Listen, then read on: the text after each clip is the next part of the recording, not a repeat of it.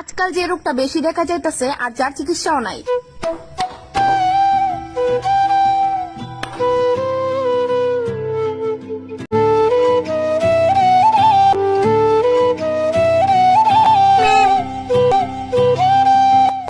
Ma'am, ওর কি হয়েছে? Mrs রয়, আমি কথাটা আপনারে কিভাবে কমু বুঝতেছি না, কারণ আফটার অল আপনি ওর মা।